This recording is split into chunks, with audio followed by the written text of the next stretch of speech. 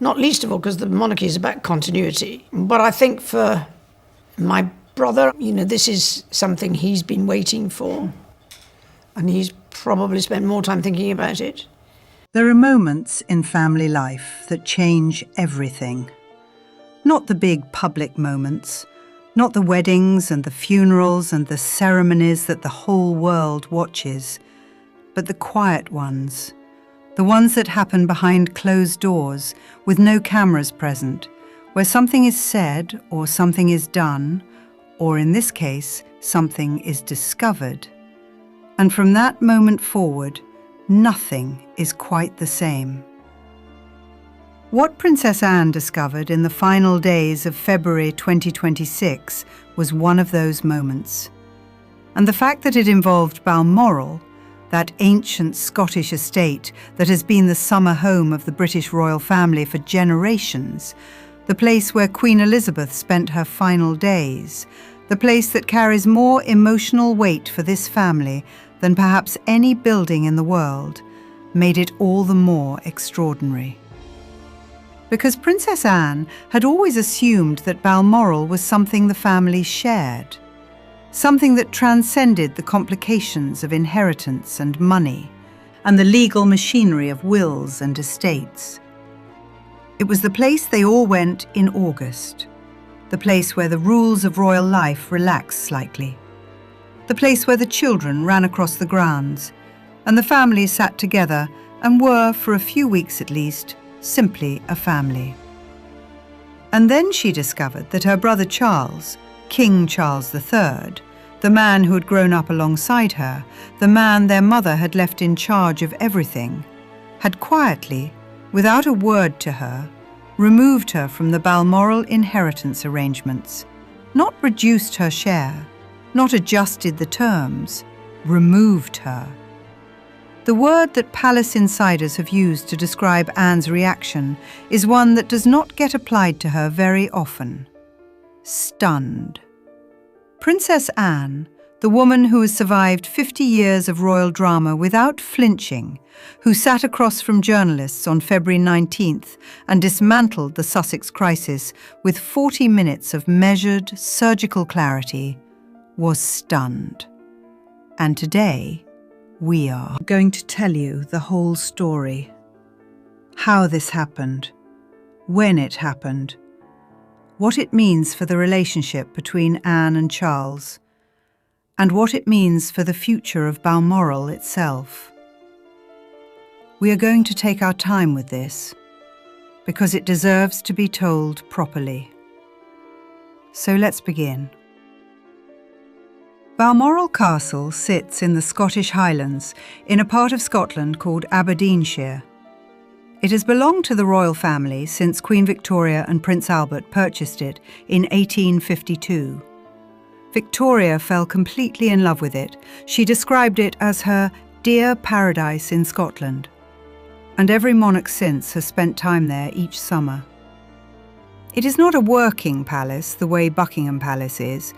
It is not an official residence the way Windsor Castle is. It is private. It was purchased privately by Prince Albert, and it has been privately owned by the royal family ever since. That distinction matters enormously, as we will see, because Balmoral being private means it doesn't automatically pass to the next monarch the way official royal residences do. It has to be left to someone, in a will. Queen Elizabeth spent her final weeks at Balmoral in the late summer of 2022. She passed away there on September 8th of that year. And in the period after her death, while the world was focused on the visible things, the lying in state, the funeral, the coronation of King Charles, the less visible process of working out what happened to the private estates was underway. Most people assumed that Balmoral and Sandringham, the other major private royal estate in Norfolk, would simply pass to Charles as the new monarch. And in broad terms, that is what happened. Charles inherited both properties. But within that inheritance, there were provisions, arrangements that could be made for other family members, allocations of certain rights, certain portions of the estate, certain ongoing access arrangements that would give other members of the family a meaningful connection to these places they had grown up in and loved. And Princess Anne had been led to believe, had every reasonable reason to believe, that she was included in those provisions. She was not. The discovery came in late February 2026 through the estate management process that follows any significant inheritance. Legal documents were being reviewed. Accountants and solicitors were working through the details. And somewhere in that process, a document landed in front of Princess Anne or her advisors that made the situation absolutely clear. Her name was not in the Balmoral will provisions, not in a reduced capacity, not in an amended form, simply not there. Now, before we go any further, let's be clear about something important. This does not mean Princess Anne is being thrown out of Balmoral. She retains her right to visit as a guest of the king, as all members of the royal family do. She is not being excluded from the estate in a physical sense. But the legal and financial provisions that would have given her a protected, meaningful share of the Balmoral estate, the kind of provisions that ensure a family member's connection to a place is secure, regardless of what happens in the future, are absent. And in the world of significant estates and inherited wealth, the difference between being a named beneficiary and being a guest at someone else's pleasure is not a small one. It is, in fact, enormous. Now, why would Charles have done this? That is the question that everyone who has heard this story asks first. Because on the surface of it, it seems strange. Anne and Charles have always been close, or as close as their very different personalities allow. They have worked alongside each other for decades. Anne has never caused trouble. She has never embarrassed the family. She has never made demands or sought special treatment. She just does the work. Year after year, engagement after engagement, without complaint. So why would Charles quietly remove her from the Balmoral arrangements? There are at this point several theories being discussed among people who follow royal matters closely, and we are going to go through each of them carefully, because the truth here is probably not a single simple answer, but a combination of things that have been building for some time. The first theory is financial. Balmoral is an expensive estate to maintain. It covers around 50,000 acres of Scottish Highland. It has a castle, multiple smaller houses on the grounds, a working farm, a grouse moor, a salmon river, and dozens of staff. The annual costs of running it are significant. Estimates put it somewhere between £3 and £5 million a year, though the actual figure is private. When Queen Elizabeth was alive, those costs were managed through the income generated by the estate itself and through the sovereign grant, the annual payment from the government to fund the monarch's official duties.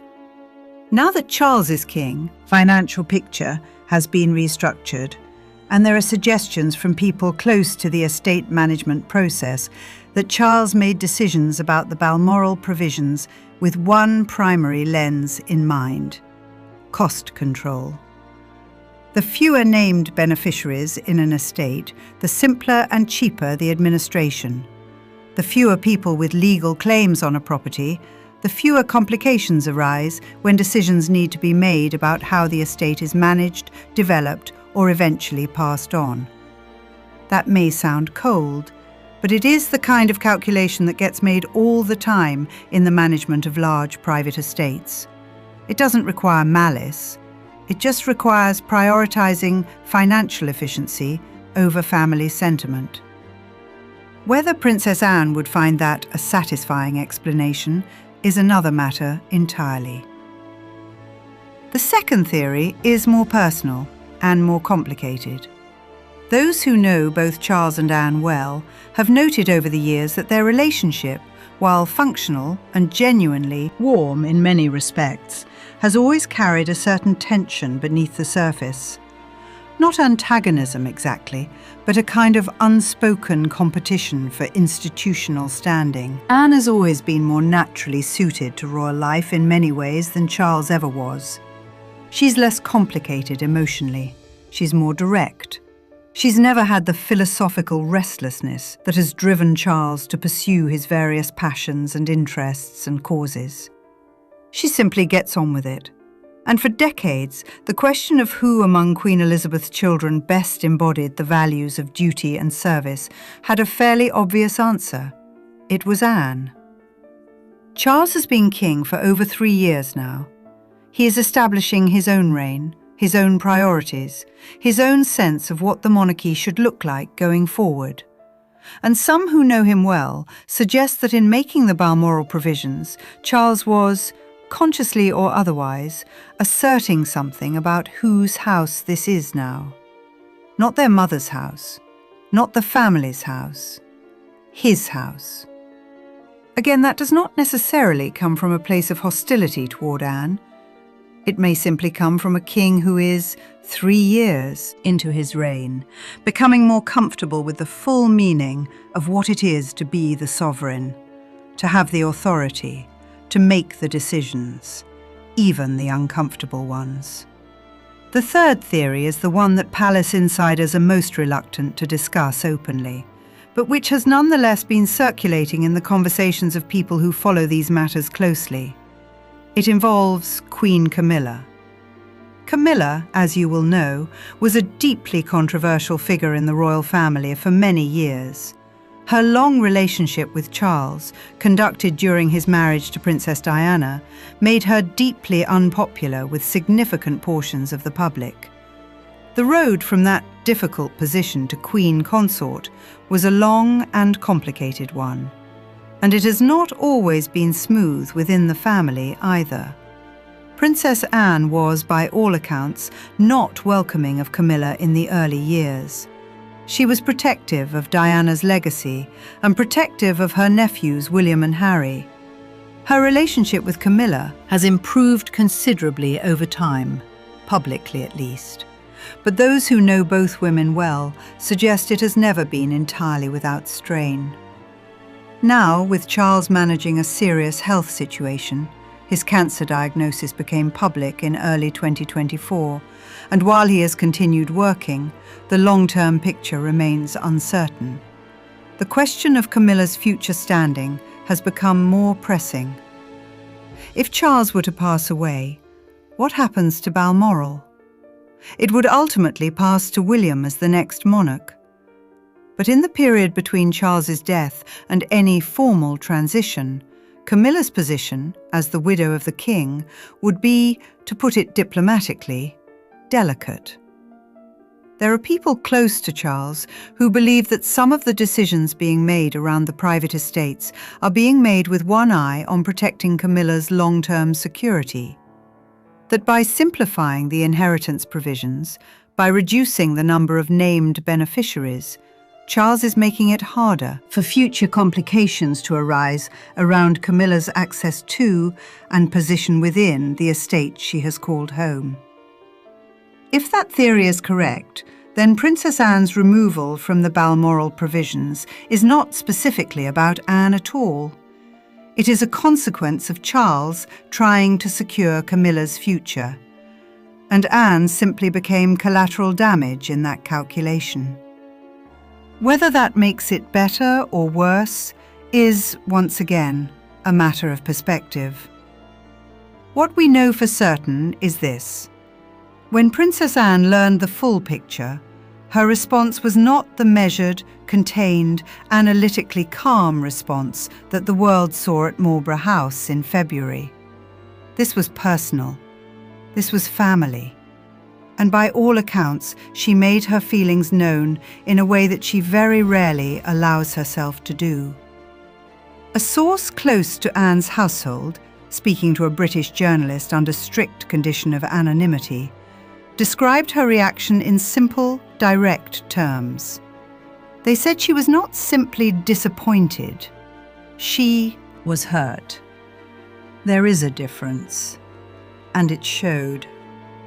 The relationship between Charles and Anne has always been built on a foundation of shared experience, shared duty, and a kind of mutual respect that doesn't require either of them to be particularly warm or effusive about it. They are both people who express love through action rather than words, through showing up, through doing what is needed. And what made the Balmoral discovery so difficult for Anne was precisely that. Because she has shown up, for decades, without fail, without complaint, without ever positioning herself as deserving of special recognition. She had simply assumed that the family she had served so faithfully would not, when it came to the quiet legal documents that define what people actually inherit, quietly leave her out. That assumption turned out to be wrong. Now, the situation has not remained entirely private, and the reason it has begun to reach a wider audience is connected to something we have talked about before in recent weeks. The general atmosphere within the royal family right now, which is one of unusual tension and unusual candour. The Sussex crisis, the ongoing legal and public battles involving Prince Harry and Meghan Markle, has, in a strange way, created an environment within the palace in which the usual rules about what stays private have become somewhat loosened. There have been more leaks in the past 6 months than in the previous 6 years. More anonymous sources willing to speak to journalists. More people within the institution who feel that the careful management of information that has always been the palace's default position is no longer serving anyone particularly well. Into that environment, the story of the Balmoral will provisions has begun to filter out. And the reaction within royal circles has been, according to multiple sources, one of genuine surprise. Because Princess Anne is not the kind of person you expect to be on the receiving end of a quiet, institutional slight. She is, in the perception of most people who follow the royal family, the person who never needs to be protected by the institution, because she is the institution. She embodies what it stands for. She is the reason people still believe that duty and service are not just words. The idea that the same institution she has given her life to has, in the most literal legal sense, chosen to leave her out, that sits uncomfortably with people. Even people who are not particularly invested in the details of royal succession or estate management. It feels wrong. And it feels particularly wrong given the timing. Because in the same period in which Charles was quietly restructuring the Balmoral provisions, Anne was doing what she has always done. She was working. She was showing up. She was, as the world saw in February, defending the institution with the kind of calm authority that no crisis communications firm could manufacture. While Charles was managing his health and navigating the legal complexities of a historic royal divorce, Anne was in Marlborough House telling the press, without any notes and without any apparent hesitation, that the monarchy would not be held hostage to narrative manipulation and that trust was earned through conduct.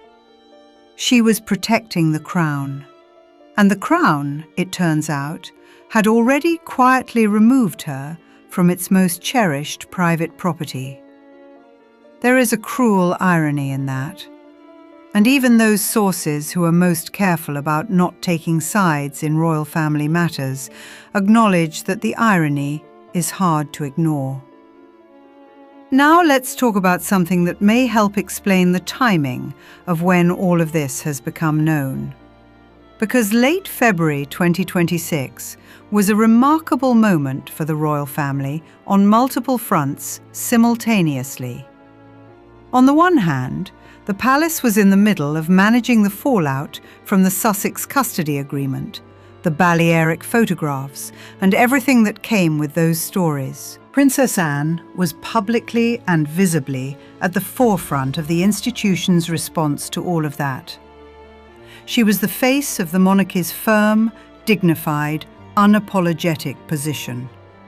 On the other hand, the same legal and financial review processes that were underway in connection with the dissolution of Harry and Meghan's arrangements had, in their scope, touched on the broader picture of royal estate management.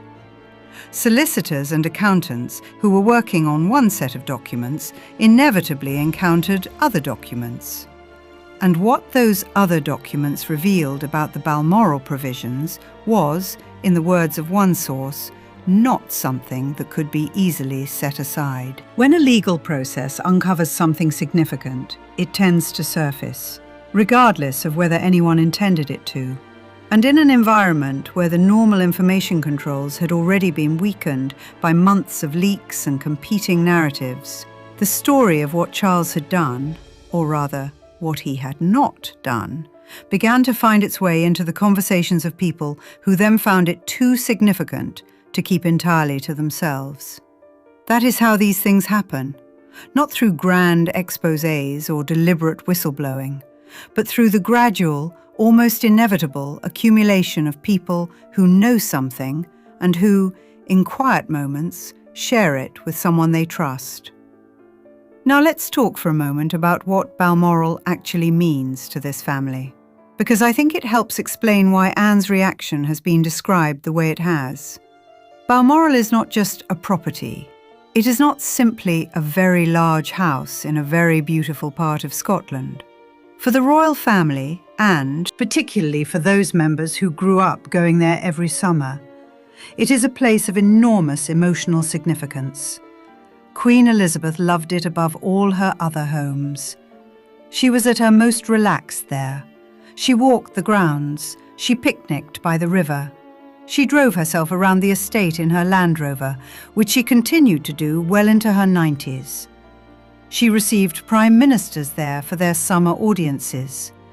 She sat with her family there in a way that was simply not possible in the formal environment of Buckingham Palace or Windsor Castle. And she died there, in the bedroom she knew best, in the house she loved most, with the Scottish hills visible through the window. For Princess Anne, Balmoral is bound up with memories of her mother in a way that no other place is.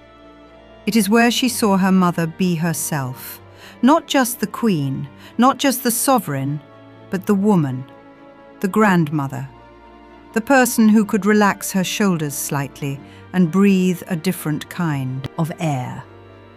To be removed from the legal provisions connected to Balmoral is not simply a financial matter. It is a statement, whether or not it was intended as one, about belonging, about whether Anne is, in the eyes of the documents that define these things, part of what Balmoral represents going forward. And that is a profound thing to discover about your family in your mid-70s.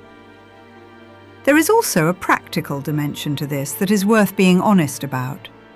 Princess Anne is not a young woman. She is in her mid-70s. She has a daughter, Zara Tyndall, and a son, Peter Phillips, and grandchildren who love the Scottish countryside as much as their grandmother does. The question of what Balmoral means for the next generation of Anne's branch of the family, the Tyndalls, the Phillips family, the people who are royal enough to have grown up in that world, but not senior enough to have an automatic claim on its most precious assets, is a real and meaningful one. If Anne had been included in the Balmoral provisions, there would have been a path, however modest, however carefully defined, by which her children and grandchildren maintained a meaningful connection to the estate. A sense of continuity with the place where their family history lives.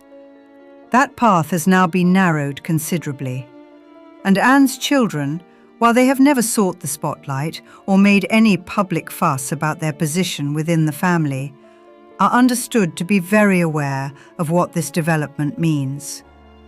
Peter Phillips, in particular, has been noted by those close to the family as someone who has taken the news quietly but heavily.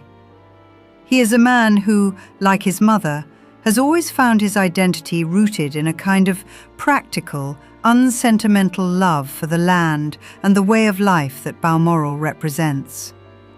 To see that connection made more precarious, not removed, but made more precarious, is not a small thing. Now, what happens next? That is the question that matters most at this stage. There are several possibilities. The most likely is that this resolves quietly, that Charles and Anne have a private conversation, or perhaps several, in which the situation is addressed, the provisions are revisited, and some arrangement is reached that gives Anne the security and recognition she deserves without requiring any of it to become a matter of public record. This is very much in keeping with how the royal family has managed internal disputes for generations. The messy public nature of the Harry and Meghan situation is, historically speaking, highly unusual. The norm has always been for difficult conversations to happen privately, and for the family to present a unified face to the world, regardless of what has been said in the rooms where the cameras don't go. Charles and Anne are both people who understand that. Both of them have spent their entire adult lives operating within that understanding. It would be surprising if they abandoned it now. The second possibility is that the situation does not resolve quietly, that Anne's sense of hurt, and by all accounts it is genuine and it runs deep, does not dissipate through a single conversation or a revised legal document. That the knowledge of what Charles did and the way she found out about it leaves a mark that takes considerable time and effort to address.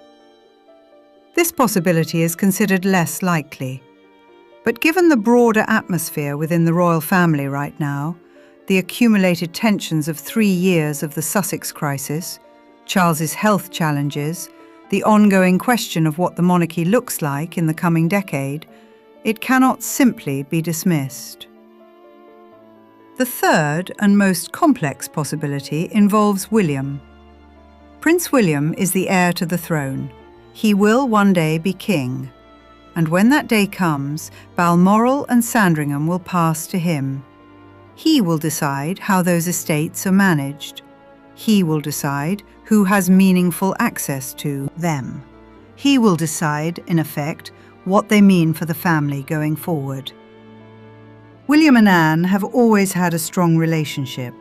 She has been, in many respects, a guiding figure for him, one of the people within the family who helped him understand, from an early age, what it actually means to do this job properly. Not the ceremonial aspects, not the public performance, but the deep, grinding, unglamorous reality of showing up every day and doing what is asked of you. If William chooses, when his time comes, to ensure that Anne and her family have a meaningful, ongoing connection to Balmoral, through whatever arrangements he decides to put in place, then the long-term impact of Charles's decision becomes significantly less consequential. The wound would still exist, but it would not define the outcome. And those who know William suggest he is absolutely the kind of person who will remember what Anne has contributed when those decisions are his to make. But that day is, one hopes, still some years away. And in the meantime, the situation as it currently stands carries real weight. There is one more dimension to this story that I want to spend a moment on before we reach our conclusion, and it is perhaps the most human dimension of all. Princess Anne is a woman who has never, in her entire public life, asked for anything for herself. She has not given interviews about her feelings. She has not written a memoir. She has not sat across from a sympathetic presenter and described the personal cost of a life lived entirely in service of an institution. She has not sought recognition or validation, or the kind of public sympathy that would come easily to someone with her record of achievement and dedication. She has simply done the work, and she has done it on the assumption, reasonable, earned, entirely justified, that the people around her understood its value. To discover that the most significant private decision Charles has made about the family's most cherished property did not include her, and that she found out through legal documents rather than a conversation, is to discover that an assumption she has held for a very long time may not have been as secure as she believed. That is a difficult thing. At any age, in any family. In this family, at this moment, it is particularly difficult. Because the institution she has devoted herself to is in one of the most complicated and scrutinized periods of its modern history. Because the person she has always stood beside through that history is the one who made this decision. And because the place this decision concerns is the place where their mother's presence is most alive for both of them. Balmoral is not just land and buildings and legal documents. It is memory. It is connection. It is the specific smell of heather on a Highland morning, and the sound of the river running through the grounds, and the feeling of being somewhere that the world cannot quite reach. Princess Anne deserved to know that her place in that memory was secure. She deserved a conversation. She deserved to be told. She deserved, at the very minimum, to not find out through paperwork. That she did not get any of those things is the part of this story that resonates most deeply with the people who have heard it. Not the legal technicalities, not the financial implications, not the theories about why Charles made the decisions he did. Just the simple human reality that a woman who has given everything to her family found out through a document that the thing she had always assumed was hers was not. The royal family has survived extraordinary things. It will survive this. Princess Anne, who is made of something that most of us can only admire from a distance, will find a way to absorb this and continue as she always has. But it matters, and the people around her know it matters. And in the conversations happening quietly in the corridors of the palaces and the private residences and the offices of the solicitors and estate managers, those conversations are all circling around the same central truth. She earned better than this. And one way or another, those responsible for the institution she has protected will need to find a way to acknowledge that. Thank you so much for spending this time with us today. If this story meant something to you, and I suspect for many of you it did, please do hit the subscribe button and leave a comment below. We read every single one, and we will continue to cover this story as it develops. We will see you in the next one.